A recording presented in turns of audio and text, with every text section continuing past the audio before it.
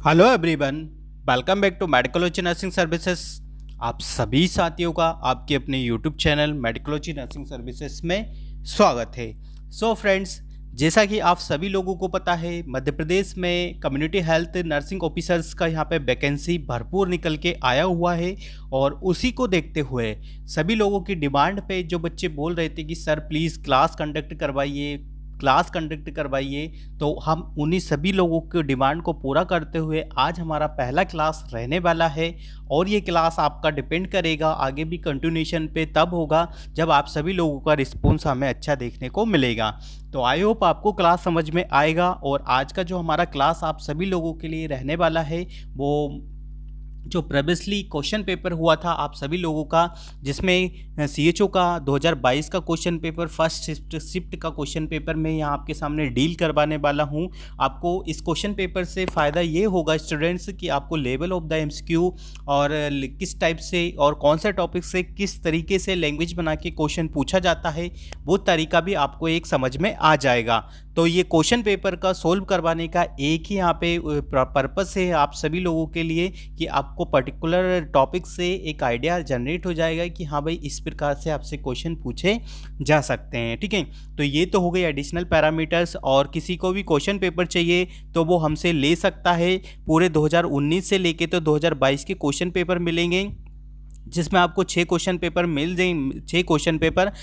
ठीक है, हर एक शिफ्ट वाइज देखने को मिलेंगे। और ट्रेनिंग के जो क्वेश्चन पेपर है यदि वो भी चाहिए तो वो भी मैं आपको दे दूंगा। ठीक है, तो ये आपको इस बार आपको 150 रुपीज़ चार्ज करना पड़ेगा। ठीक है, किस पे चार्ज करना पड़ेगा, तो ये आपको 955732, ठीक है, ये वाले नंबर पे आपको फ़ोन पे या गूगल पे करना है। ठीक है, तो इस प्रकार आप क्वेश्चन पेपर भी ले सकते हो। ठीक है, तो बढ़ते हमारी पहले क्वेश्चन की ओर कि क्या क्वेश्चन रहने वाला है। क्लासेस समझ में आए तो अपने फ्रेंड्स लोगों के साथ जरूर शेयर करना। ठीक है, चलिए पहला क्वेश्चन क्या है यहाँ पे। जो फर्स्ट क्वेश्चन पूछा गया है, manifestation of inflammation in which there is a fluid shift to the interstitial space is called as. ठीक है, तो वह फ्लूइड जो आपका एक्स्ट्रा सेलुलर से इंट्रा सेलुलर में स्पेस में शिफ्ट हो जाता है, उसको क्या बोला जाता है। ठीक है, तो ऑब्वियसली सभी को पता है, सिंपल सा है, इसको स्वेलिंग बोला जाता है। ठीक है, यदि कोई सा भी फ्लूइड है जो एक्स्ट्रा सेलुलर से इंटर सेलुलर में शिफ्ट हो जाएगा तो उसको हम स्वेलिंग बोलेंगे। ठीक है, तो आई होप आपके यहाँ पे क्वेश्चन समझ में आ गया होगा। ठीक है, आंसर भी आपको समझ में आ गया होगा। जो फर्स्ट क्वेश्चन है उसका आंसर आपको देखने को मिल गया होगा। चलिए नेक्स्ट नंबर का क्वेश्चन क्या पूछा गया था। A person with the HIV infection, ठीक है, develop Candida infection of the urinary tract. This opportunity Candida infection is example of the which of the following type of the infection. ठीक है, तो यहाँ पे पूछा गया है कि कैंडिडा एल्बिकेंस होता है वो किस टाइप का आपको इन्फेक्शन देखने को मिलता है। और यहाँ पे पर्टिकुलर क्या चीज़ दे के रखी, यूरिनरी ट्रैक्ट है। ठीक है, पर्टिकुलर लोकेशन भी आपको बताया हुआ। ठीक है, तो जब किसी भी पर्टिकुलर इन्फेक्शन में आपको लोकल या फिर आपको लोकेशन बता दिया जाता है, ठीक है, और ओनली क्या करता है कि वो वन पार्ट को क्या करता है, अफेक्ट करता है। ठीक है, वन बॉडी पार्ट को क्या करता है स्टूडेंट्स, अफेक्ट करता है। इसको क्या बोले जाएंगे, इसको हम लोकलाइज्ड इन्फेक्शन बोलेंगे। ठीक है, लोकलाइज्ड क्यों बोलेंगे, क्योंकि पर्टिकुलर पार्ट को अफेक्ट कर रहा है, पर्टिकुलर ऑर्गन को अफेक्ट कर रहा है, तो इसलिए इसको लोकलाइज्ड इन्फेक्शन कहा जाता है। ठीक है, साथ ही में ऑप्शन में और क्या क्या है, तो साथ ही में और ऑप्शन में क्या है, सिस्टमेटिक इन्फेक्शन भी यहाँ पे देके रखा गया है। ठीक है, क्या रखा गया है कि सिस्टमेटिक इन्फेक्शन भी देके रखा गया है। ठीक है, सिस्टमेटिक इन्फेक्शन में क्या देखने को मिलता है कि जब आपकी पूरी बॉडी, ठीक है, सिस्टमेटिक इन्फेक्शन क्या है कि जब आपकी पूरी एंटायर बॉडी अफेक्ट हो जाती है उसको हम सिस्टमेटिक इन्फेक्शन बोला जाता है। ठीक है, मतलब कंप्लीट है, जिसमें देखने को मिलेगा आपके लंग्स हो सकते हैं, आपका हार्ट हो सकता है, आपकी लीवर हो सकता है, आपकी किडनी हो सकती है, या मतलब पूरे ऑर्गन बॉडी में कहीं भी इन्फेक्शन होता है तो उसको सिस्टमेटिक इन्फेक्शन बोला जाता है। ठीक है, डिसएमिनेटेड इन्फेक्शन क्या होता है कि जो डिसएमिनेटेड इन्फेक्शन आप सभी लोगों को पता है क्या होता है, जिसमें क्या हो जाता है कि पैथोजन वगैरह होस्ट से मल्टीप्लिकेशन होता है और क्या कर सकता है, मल्टीप्लिकेशन होकर क्या कर सकता है, वो आपको डिसीज कंडीशन कोज कर सकता है। ठीक है, जैसे मान के चलिए कि पर्टिकुलर इन्फेक्शन हुआ, फिर पर्टिकुलर इन्फेक्शन से क्या है, पैथोजनों का क्या हुआ कि मल्टीप्लिकेशन हुआ, देन आपको पर्टिकुलर डिसीज कर सकता है। ठीक है, क्या कर सकता है, डिसीज कोज कर सकता है, तो वो इन्फेक्शन क्या होता है, आपका डिसएमिनेटेड इन्फेक्शन होता है। ठीक है, तो चारों इन्फेक्शन के रिगार्डिंग। और क्रोनिक इन्फेक्शन तो सभी को पता है कि जो 6 वीक्स है अब वो इन्फेक्शन चलता है, इसको हम क्रोनिक इन्फेक्शन पर्टिकुलर टर्म में बोला जाता है। ठीक है, तो आई थिंक ये चीज़ें समझ में आ गई होगी। क्वेश्चन सेकंड के चारों ऑप्शन आपको समझ में आ गए होंगे। ठीक है, चलिए तीसरे नंबर के क्वेश्चन पे बात कर लें। During respiration the process of the obtaining oxygen, ठीक है। क्या पूछा गया है यहाँ पे, जब आप सांस लेते हो जो प्रोसेस होती है ऑक्सीजन को इनहेल करने वाली जो, तो उसको क्या बोला जाता है, ठीक है। यही क्वेश्चन है, कंप्लीट लैंग्वेज बना के पूछा गया है कि during respiration the process of the obtaining oxygen from the atmospheric air and the making it available to the tissue and the organ of the body is called as, ठीक है। तो इसको वेंटिलेशन बोलेंगे, ऑक्सीजनेशन बोलेंगे, reception बोलेंगे या exchange बोलेंगे, ठीक है। तो सिंपल सी बात है कि जब आप ड्यूरिंग जब इनहेल वगैरह करते हो तो इस प्रोसेस को क्या बोला जाता है, सिंपल सा लैंग्वेज बना के पूछा गया है। तो हम इसको बोलते हैं ऑक्सीजनेशन बोला जाता है, ठीक है। क्या बोला जाता है स्टूडेंट्स, ऑक्सीजनेशन बोला जाता है। Available to the tissue and the organ, ठीक है। किसके लिए अवेलेबल रहता है, ये भी चीज़ें ध्यान में रखना है। क्वेश्चन को पर्टिकुलर पढ़ना है, क्वेश्चन का की पॉइंट समझना है कि क्वेश्चन सामने वाला पूछना क्या चाहता है, ठीक है। तो इसके लिए राइट आंसर ऑक्सीजनेशन देखने को मिलता है, ठीक है। वेंटिलेशन आपको सभी से पता है कि वेंटिलेशन क्या होता है, ठीक है। वेंटिलेशन अलग होता है, ठीक है। वेंटिलेशन वगैरह किसी पर्टिकुलर स्पेस वगैरह में आपको क्या करना है कि वहाँ पे जगह स्पेस करना है। और एक वेंटिलेटर होता है कि जो पर्सन होते हैं जो अनेबल टू ब्रीथ कर पाते हैं सेल्फ से, उनके लिए हम वेंटिलेशन को उनके लिए प्रोवाइड करवाता है, ठीक है। क्योंकि क्या होता है उनके लंग्स इतने कैपेबल नहीं हो पाते हैं कि तो पर्टिकुलर ऑक्सीजन की डिमांड को पूरा कर पाए, ठीक है। तो चलिए नेक्स्ट नंबर पे क्वेश्चन पे बात करेंगे। तीनों चारों क्वेश्चन आपको समझ में आ गए होंगे और इसी प्रकार से एमपी एनएचएम में क्वेश्चन पूछे जाते हैं। ज़्यादा टफेस्ट क्वेश्चन नहीं पूछे जाते हैं, सिंपल क्वेश्चन पूछे जाते हैं, बट एक कंप्लीट लैंग्वेज और एक सेंटेंस बना के what is the your responsibility as a CHO क्या रहती है ये भी पूछा जाता है, ठीक है। चलिए फोर्थ वन क्वेश्चन क्या है, in a person having the normal ECG report finding the sinus rhythm start in, ठीक है। तो साइनस रिदम स्टार्ट कहाँ से होता है यहाँ पे पूछा गया है, ठीक है। ईसीजी में, ईसीजी आई थिंक सभी लोगों को पता है कि क्या होता है ईसीजी। वहाँ पे साइनस स्टॉप कहते होता है, जैसे मान के चलिए ये आपका हार्ट हो गया, ठीक है। यहाँ से क्या होता है आपके सब इन्फीरियर वेना कावा होता है, ये सुपीरियर वेना कावा होती है। यहाँ पे जब इन्फीरियर वेना कावा के जंक्शन होता है यहाँ पे आपका एसए नोड पाया जाता है, ठीक है। एसए नोड से क्या होता है फिर आपके इम्पल्सेस जनरेट होते हैं, ठीक है। फिर क्या होते हैं एसए नोड होता है, पुरकंजे फाइबर होता है, ठीक है। SA node, AV node, Purkinje fibre, bundle of peace, इस प्रकार से आपके इम्पल्सेस जनरेट होते हैं, ठीक है। तो यहाँ पे फर्स्ट में यही चीज़ें आपसे पूछी है कि एक पर्सन है जिसमें नॉर्मल ईसीजी रिपोर्ट फाइंडिंग हुआ है the sinus rhythm start. So sinus rhythm start कहाँ से होता है, तो आपके एसए नोड से होता है जिसको साइनो एट्रियल नोड्स बोला जाता है, ठीक है। साइनो एट्रियल नोड जिसे बोला जाता है, ठीक है। तो इन चीज़ों को आपको ध्यान में रखना है, ठीक है। जो कि क्या कहते होता है आपके राइट एट्रियम और लेफ्ट एट्रियम का होता है, ठीक है। ये चीज़ें भी ध्यान में रखना है। और इसको कौन स्टिमुलेट करता है, तो इसको आपको ध्यान में रखना है सिंपैथेटिक नर्वस सिस्टम और पैराथेटिक सिंपैथेटिक नर्वस सिस्टम अब इसको रेगुलेट करता है, ठीक है। इन चीज़ों को ध्यान में रखना है। हर एक चीज़ को डिटेल में बताया जाएगा, बिल्कुल पेशेंट होके आपको क्लास को लेना है, क्लास कंटिन्यू करना है। क्लास लंबा भी हो सकता है, क्लास को समझना है कि किस प्रकार से क्लास को पढ़ाया जाता है, फिर आपको अपना समझना है, ठीक है। चाहे तो आप अपने नोट्स भी यहाँ पे बना सकते हो, ठीक है। चलिए नेक्स्ट नंबर का क्वेश्चन क्या पूछा गया है, तो इसका जो राइट आंसर देखने को मिलेगा आपका एसए नोट देखने को मिलेगा। तो आई होप आपको समझ में आ गया होगा। नेक्स्ट नंबर के क्वेश्चन का बात करेंगे। फिफ्थ नंबर का क्वेश्चन है the fibrous sac that cover the heart is called as. तो यहाँ पे सिंपल सा क्वेश्चन पूछा गया है आपसे भी लोगों से कि जो हार्ट होता है हमारा, ठीक है, जैसे मान के चलिए ये हार्ट है। अब इसकी जो तीनों चारों लेयर रहती है, ठीक है। आउटर लेयर कौन सी होती है, मिडिल लेयर कौन सी होती है और इनर लेयर कौन सी होती है, ठीक है। तो आप सभी लोगों को पता है कि कौन कौन सी लेयर होती है, एंडोमायोमेट्रियम, ठीक है। एंडोमायोमेट्रियम देखने को मिलती है, ठीक है। पेरिकार्डियम होती है, ठीक है। तो जो सबसे लास्ट वाली कवर करके रखती है आपकी फाइब्रस टिश्यूज वगैरह को, वो कौन सी होती है आपकी पेरिकार्डियम होती है, ठीक है। कौन सी होती है स्टूडेंट्स, तो पेरिकार्डियम होती है, ठीक है। तो ये चीज़ें आपको समझ में आ गई होगी, ठीक है। मायो होती है, एंडो होती है, पेरी होती है, ठीक है। पेरी, मायो, एंडो, ठीक है। तो ये मिडिल लेयर हो गई, ये इनर लेयर हो गई और ये आउटर लेयर हो गई जो कि आपकी कवर करके रखती है, ठीक है। तो आई थिंक यहाँ से चीज़ें समझ में आ गई होगी। फिर भी नहीं आती है तो फिर भी आप लोग अच्छे से रीड करिएगा, क्वेश्चन को 2 बार समझिएगा, फिर आपको समझ में आ जाएगा। चलिए नेक्स्ट नंबर के क्वेश्चन पे हम लोग बात करते हैं कि नेक्स्ट नंबर का क्या पूछा गया है, the cell take carry of the phagocytic activity, ठीक है। क्या है कि एक सेल है वो क्या करती है, कैरी आउट करती है पैथोसाइटिक एक्टिविटी को, ठीक है। Remove bacteria and toxin from blood, ठीक है। अब ब्लड की वह कौन सी ऐसी सेल है जो कि क्या करती है आपकी पैथोजेनिक होते हैं, मतलब आपकी बॉडी के लिए हार्म होते हैं और बैक्टीरिया वगैरह होते हैं, टॉक्सिक सब्सटेंस को क्या करती है आपके ब्लड के थ्रू क्या करती है, रिमूव करती है, ठीक है। तो यहाँ पे पूछा सेल का, ठीक है। और ये जो सेल का पूछा है तो आप सभी लोगों को बता देते हैं कि राइट आंसर तो आपको कूपर सेल देखने को मिल जाएगा, ठीक है। बट जो आपको पता होना चाहिए स्टूडेंट्स कि जो कूपर सेल होता है वो कहाँ पे होता है, ठीक है। तो जो कूपर सेल होता है वो आपके लीवर में देखने को मिलता है, ठीक है, जो फैगोसाइटिक का काम करता है, ठीक है। ध्यान में रखना है, कभी कभी पर्पस पूछा ही जाता है कि कूपर सेल के का पर्पस क्या होता है, तो फैगोसाइटिक फंक्शन इसका देखने को मिलता है, ठीक है। ये क्या करता है कि जो आपके वेस्ट प्रोडक्ट वगैरह अमोनिया वगैरह होते हैं आपके लीवर से, ये वेस्ट प्रोडक्ट को रिमूव करने में हेल्प आउट करता है, ठीक है। तो आई थिंक ये चीज़ें आपको समझ में आ गई होगी। क्वेश्चन का लेवल सिंपल रहता है, बस आपको लैंग्वेज को समझना है कि एग्जामिनर आपसे क्या पूछना चाहता है, ठीक है। तो आई होप आपको क्लासेस समझ में अगर आ रही होगी, और क्लासेस यदि समझ में आती है तो क्लासेस अपने फ्रेंड सर्कल में ज़रूर शेयर कर दीजिएगा। उन बच्चों को ज़रूर शेयर कर दीजिएगा कि जो बच्चे किसी कारणवश से क्या कर सकते हैं कि अपना स्टडी के लिए परचेस नहीं कर सकते हैं, क्योंकि अभी मार्केट में ना इतना बिल्कुल वो हो चुका है स्टडी को लेके कि ये कोर्स चला दिया, CHO का कोर्स चला दिया, और वो चीज़ें वही सारी उसमें आपको देखने को मिलती है। तो बहुत सारे बच्चे क्या है कि परचेस नहीं कर पाते हैं, तो उन सभी लोगों के लिए ये क्लास रामबाण साबित हो सकती है। और अपकमिंग डेज में मैं हर एक टॉपिक से, हर एक वाइज से, हर एक सब्जेक्ट वाइज से क्वेश्चन आपके सामने लेके आऊँगा। अभी मैं आपको माइंड मेकअप के लिए बता रहा हूँ कि आपको इस प्रकार की क्वेश्चन आपके अपकमिंग CHO वैकेंसी में देखने को मिल सकते हैं, ठीक है। तो इन चीज़ों को आपको ध्यान में रखना है।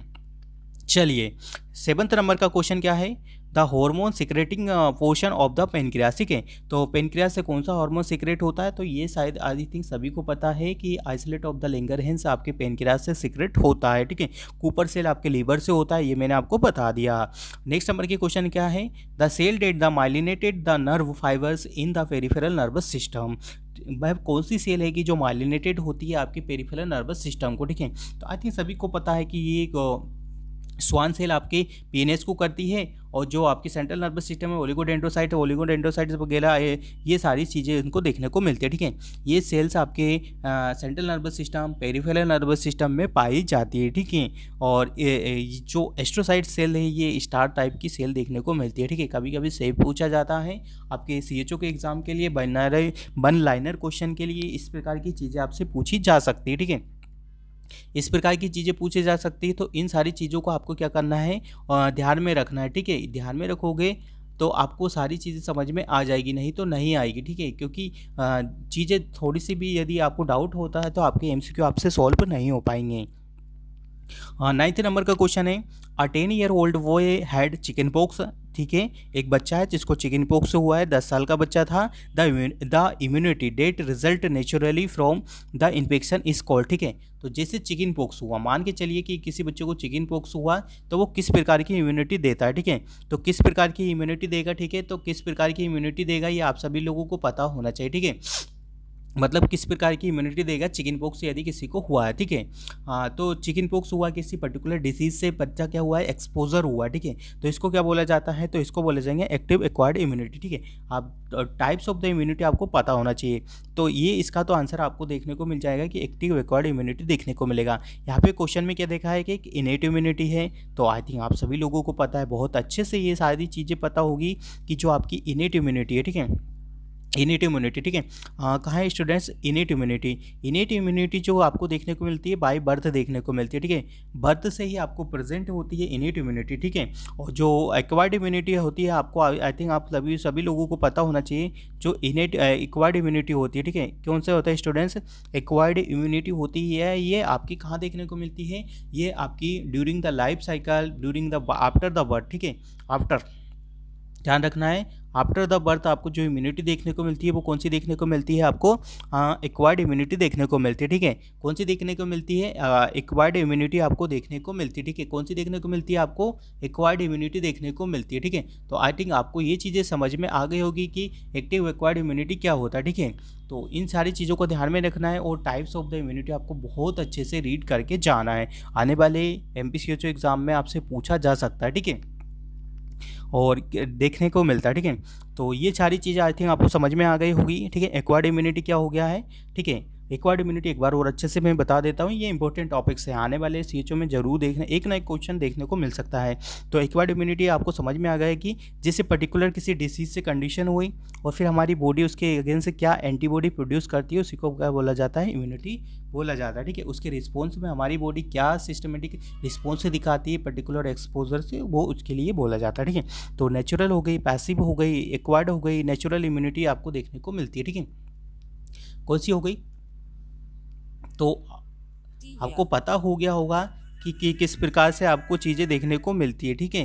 किस प्रकार से आपको चीज़ें देखने को मिलती है। आई थिंक ये चीज़ें आपको समझ में आ गई होगी, ठीक है? तो आगे हम बात करेंगे नेक्स्ट नंबर का क्वेश्चन पे कि नेक्स्ट नंबर का क्वेश्चन आपसे क्या पूछने वाला है, ठीक है?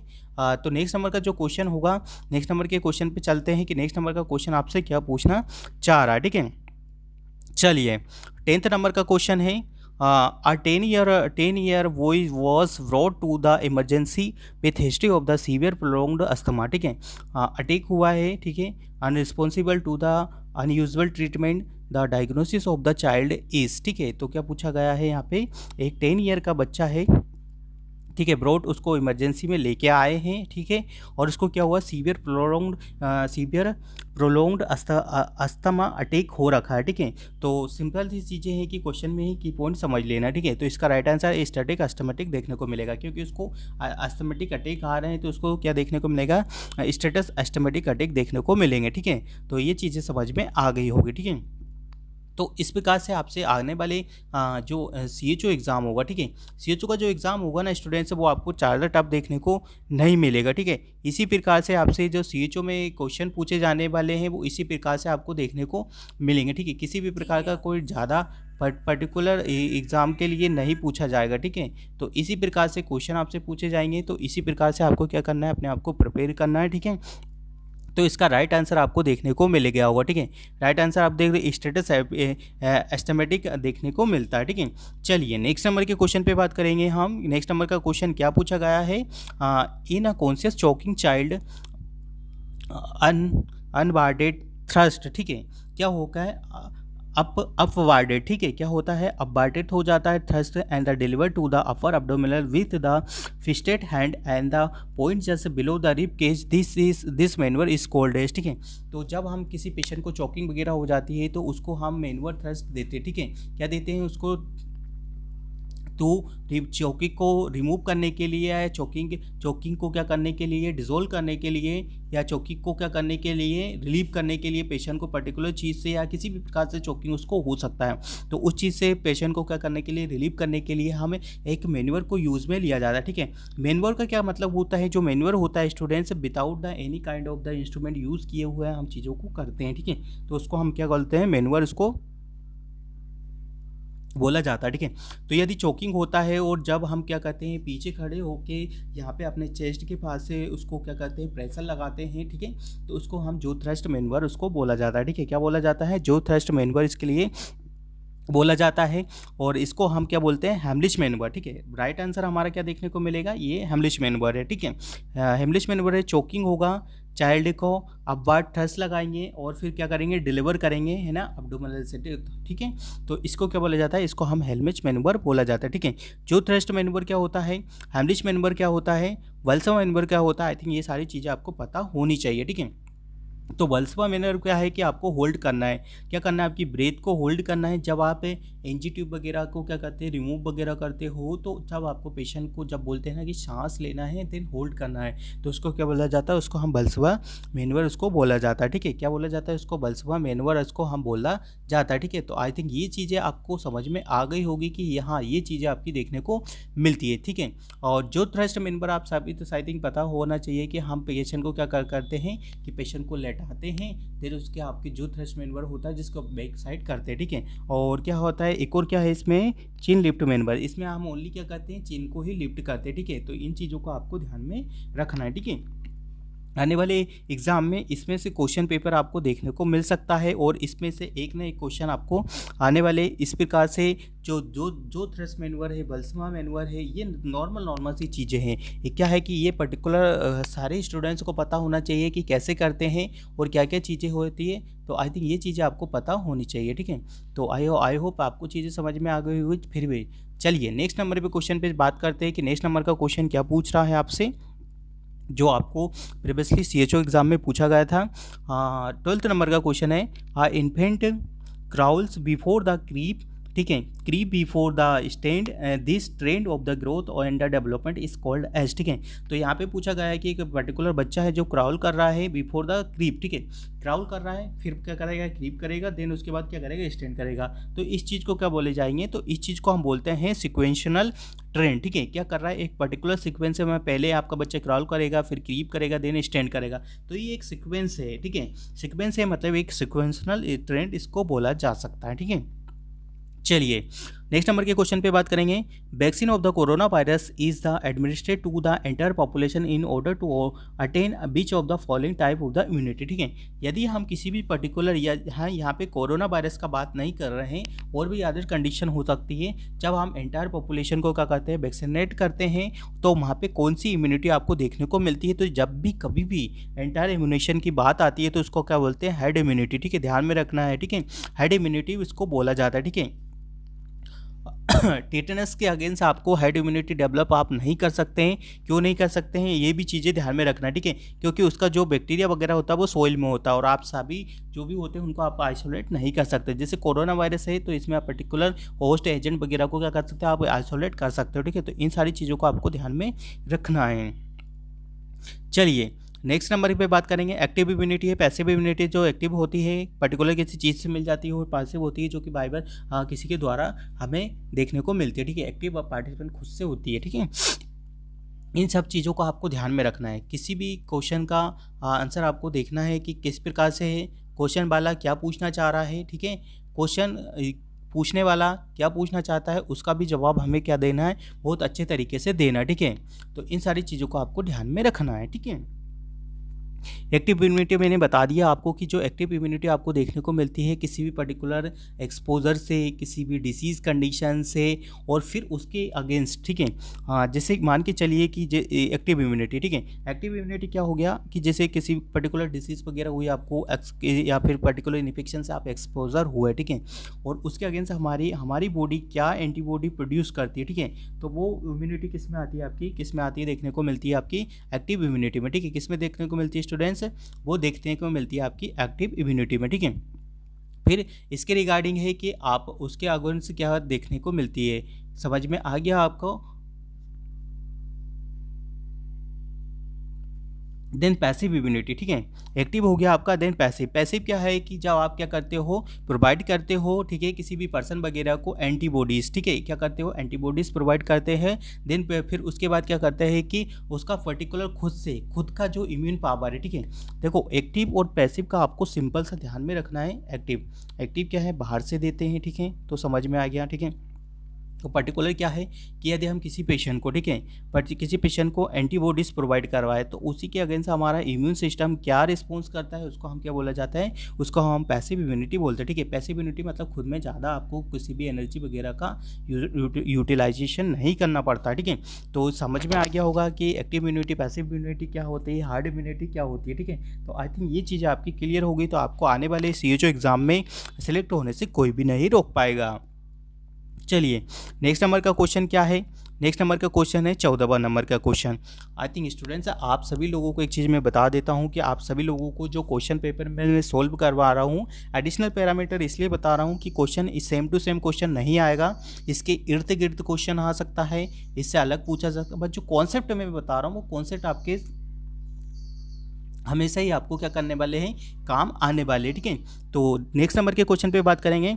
Diphtheria is a toxoid vaccine. ठीक है, जैसा कि पता है कि डिप्थीरिया एक टॉक्सोइड वैक्सीन है, prepared by the toxicating the toxin prepared by the organism which of the following characteristic of the toxoid preparation. ठीक है, तो यहाँ पे सिंपल सा पूछा गया है कि एक टॉक्सिड वैक्सीन के कैरेक्टरिस्टिक क्या क्या होना चाहिए। ठीक है, no efficacious but safe immunisation agent. ठीक है, तो बिल्कुल ऐसा नहीं होना चाहिए। ठीक है, हाईली एफिकेशियस होना चाहिए and the safe immunisation agent होना चाहिए। बिल्कुल एक ऐसी वैक्सीन होती है कि जो हाईली एफिकेशियस होती है एंड द सेफ इम्यूनाइजेशन भी होता है। ठीक है, ओनली हाईली एफिकेशियस बिल्कुल नहीं, ईजी टू एडमिनिस्टर बिल्कुल नहीं, ऐसा बिल्कुल नहीं होता है। ठीक है, तो इन चीज़ों को आपको ध्यान में रखना है। यदि आपकी टॉक्सोइड वैक्सीन है तो उसका एफिकेसी कितना होना चाहिए, हाई होना चाहिए और सेफ इम्यूनाइजेशन होना चाहिए। ठीक है, 15 नंबर के क्वेश्चन की बात कर लें। The main complication of the antisera is, ठीक है। तो एंटीसीरा के मेन कॉम्प्लिकेशन क्या देखने को मिलेगा, एनाफ्लेटिक रिएक्शन आपको देखने को मिलेगा, ठीक है। क्या देखने को मिलेगा एंटीसीरा का, आपको देखने को मिलेगा एनाफ्लेटिक रिएक्शन, ठीक है। क्या देखने को मिलेगा आपका एनाफ्लेटिक रिएक्शन आपको देखने को मिलेगा, और ये पर्टिकुलर किससे देखने को मिलता है, आपका एंटीसीरा से देखने को मिलता है। ये क्या एक सीवियर टाइप का इन्फेक्शन है, लाइफ थ्रेटनिंग इन्फेक्शन है और एलर्जिक टाइप का इन्फेक्शन है, ठीक है। जिसमें क्या होता है विद इन सेकेंड और विद इन मिनट्स में आपको आप क्या होते हैं कि आपकी बॉडी इसके अगेंस्ट रिस्पॉन्स कर देती है, ठीक है। जिसमें आपको क्या क्या देखने को मिल सकता है, देखा जाए तो आपको रेसेस देखने को मिलेंगे, नोसिया देखने को मिल सकता है, ब्रीथिंग डिफिकल्टी देखने को मिल सकती है और शोक भी हो सकता है, ठीक है। तो एनाफ्लेटिक रिएक्शन बहुत सीवियर होता है, लाइफ थ्रेटनिंग कंडीशन होती है, ठीक है। तो इन सारी चीज़ों को आपको ध्यान में रखना है। तो आई थिंक आपको समझ में आ रहा होगा कि किस प्रकार की क्लासेस आप सभी लोगों के लिए रहने वाली है, और आगे मैं सीएचओ के रिगार्डिंग क्लासेस कंडक्ट करवाऊंगा। यदि आपको हमारी क्लासेस समझ में आती है तो प्लीज़ कमेंट बॉक्स में ज़रूर बताइएगा कि हम आपके लिए आगे भी क्लास कंडक्ट करवाएं या ना करवाएं, ठीक है। तो उससे आपको एक आइडिया लग जाएगा और हमें भी एक आइडिया लग जाएगा कि आपके लिए क्लासेस का मतलब इंपॉर्टेंट रहती है या नहीं रहती है, ठीक है। तो आई थिंक समझ में आ जाएगा। नेक्स्ट नंबर की बात करेंगे, the dosage of the iron administration of the adolescent under adolescent reproductive and the sexual health programme is, ठीक है। तो जो क्वेश्चन आपसे पूछा जा रहा है ये आपके प्रोग्राम के रिगार्डिंग क्वेश्चन है, ठीक है। किसके रिगार्डिंग है, प्रोग्राम के रिगार्डिंग क्वेश्चन पूछा जा रहा है, प्रोग्राम के रिगार्डिंग क्वेश्चन पूछा जा रहा है। जिसमें क्या पूछा जा रहा है कि एक एडोलेसेंट है जिसको आयरन सप्लीमेंट कितना दिया जाता है, ठीक है। तो 100 mg देखने को मिलता है, ठीक है। 100 mg हम देते हैं, ठीक है। The dosage of the iron administer, ठीक है। और किसके रिगार्डिंग है ये, reproductive adolescent reproductive and the sexual health programme के रिगार्डिंग है।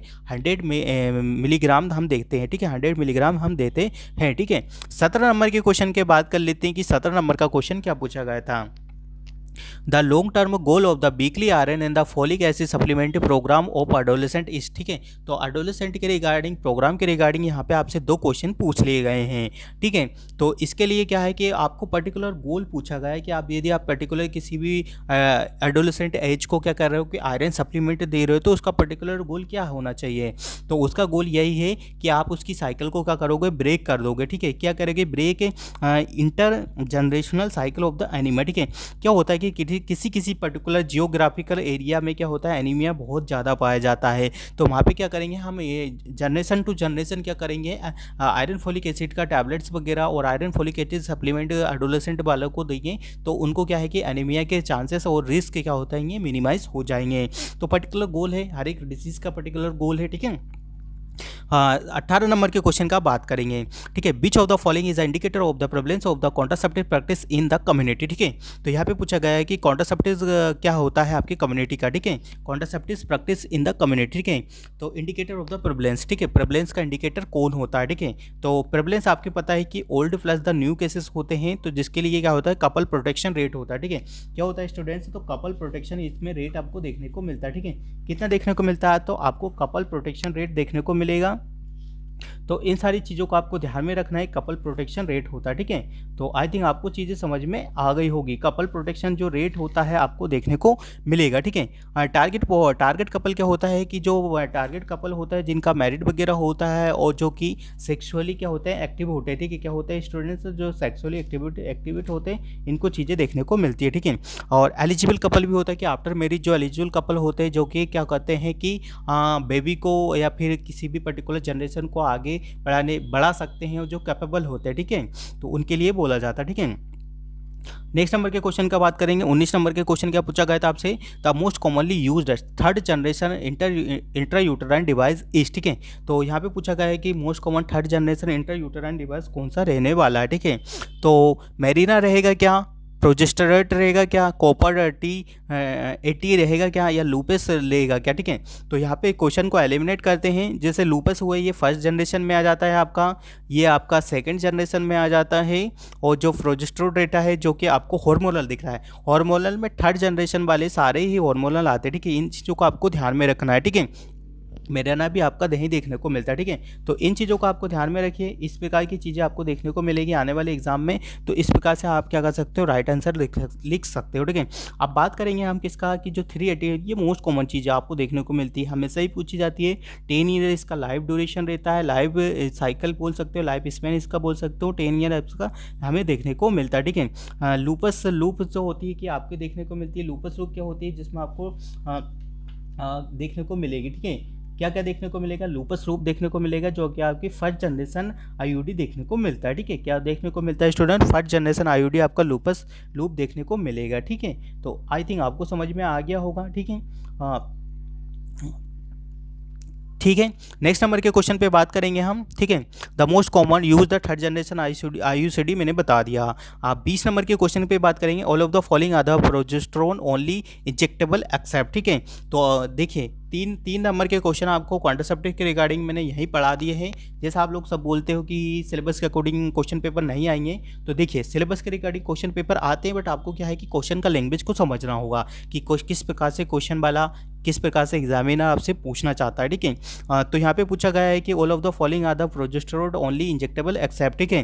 तो डंपा होगा क्या, या डंपा एससी होगा क्या, या फिर इथाइल स्टीरॉयड होगा, ठीक है। क्वेश्चन पूछो, क्वेश्चन समझो, क्वेश्चन क्या पूछा, ठीक है। All of the following are the progesterone only injectable except, ठीक है। तो यहाँ पे पूछा गया है कि all of the following are the progesterone है ओनली इंजेक्टेबल एक्सेप्ट, ठीक है।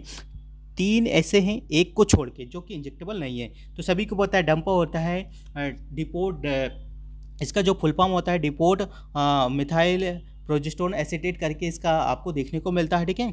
और NEET का भी आपको देखने को मिलता है, कि जो कि आपको देखने को मिलता है, नोरप्लान वगैरह देखने को मिलता है, इंटरयूटेराइन डिवाइस होती है ये सब, ठीक है। और फिर इथाइल स्टीरॉयड होता है कि जो कि आपका इंजेक्टेबल नहीं होता है, ठीक है। तो यहाँ से आपका क्वेश्चन ऑटोमेटिकली एलिमिनेट हो सकता है, ठीक है। तो राइट आंसर आपको देखने को मिलेगा इथाइल स्टीरॉयड, राइट आंसर आपको देखने को मिलेगा, ठीक है। इथाइल स्टीरॉयड देखने को मिलेगा। तो स्टूडेंट्स आज आई थिंक आपको क्लासेस समझ में आया होगा, और किसी को ओल्ड पेपर चाहिए तो वो हमें कांटेक्ट कर सकता है, ठीक है। विद मिनिमल से मिनिमल चार्जेस पर आपको ओल्ड पेपर क्वेश्चन पेपर दे दिए जाएंगे। तो आई होप आपको आज का क्लासेस समझ में आया होगा। आज आगे भी नेक्स्ट में क्लासेस कंटिन्यूएशन में करवाने वाला हूँ। यदि आपको क्लासेस समझ में आएगा, आप लोगों का रिस्पॉन्स अच्छा होगा, तो मैं आगे क्लास कंटिन्यूटी करवाऊंगा, ठीक है। यदि आप लोगों का रिस्पॉन्स अच्छा नहीं आएगा तो फिर आपको आगे क्लासेस नहीं मिलने वाला, ठीक है। तो आई होप आप वीडियो का लिंक ज़्यादा से ज़्यादा बच्चों को शेयर कर दीजिएगा, कि जो बच्चे तैयारी कर रहे हैं, और तैयारी करने से पहले आपको पता होना चाहिए कि किस प्रकार के आपसे क्वेश्चन पूछे जाते हैं।